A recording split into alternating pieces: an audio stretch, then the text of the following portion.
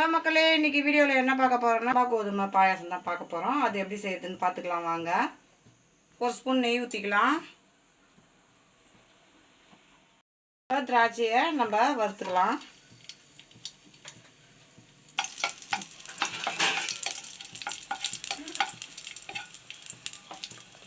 இப்போ நல்லா வறுந்துடுச்சு. இப்போ எடுத்துடலாம்.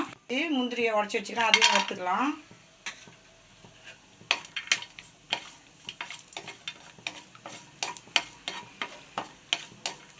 இதுவும் நல்லா வந்துருச்சு. இதையும் பிளேட்டுக்கு மாற்றிக்கலாம்.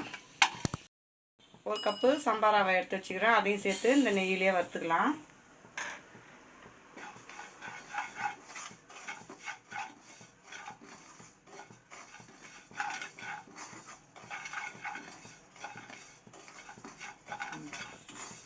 இப்போ இதை எடுத்து நம்ம தனியாக வச்சிடலாம்.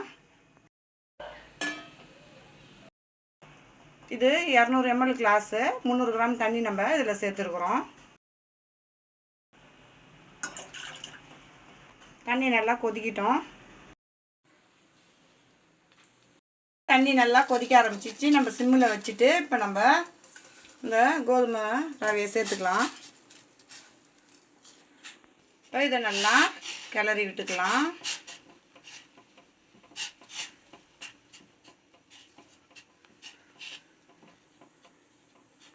கிளறி விட்டுக்கிட்டே இருங்க.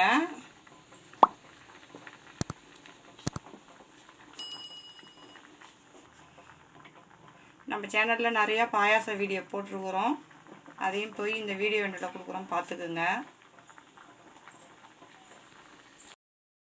இப்போ இது நல்லா வெந்துடுச்சு. இப்போ நம்ம வந்து 1 கப்பு வந்து ரவை போட்டோம், 2 கப்பு சர்க்கரை சேர்த்துக்கலாம், நாட்டு சர்க்கரை.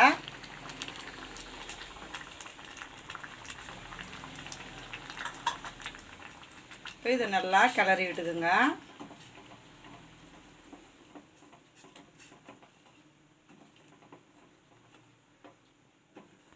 ரவை தட்டி வச்சுக்கிறேன், அதையும் இதில் சேர்த்துக்கலாம்.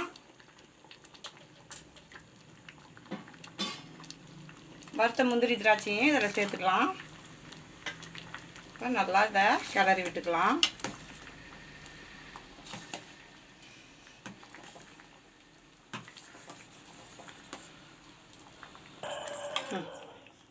இப்போ நம்மளுடைய பாயாசம் சூப்பராக ரெடி ஆகிடுச்சு. இதை ஆஃப் பண்ணிடலாம். கொஞ்சம் 5 நிமிஷம் கழித்து நம்ம பாலை காய்ச்சி வச்சுருக்கிறேன். இது கொஞ்சம் ஆறினோடனே நம்ம பாலை சேர்த்துக்கலாம். இப்போ நம்ம பாலை இதில் சேர்த்துக்கலாம். நல்லா கலந்து விட்டுக்குங்க.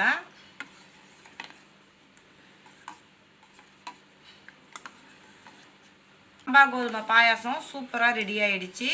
இதை ஒரு பவுலுக்கு மாற்றிக்கலாம்.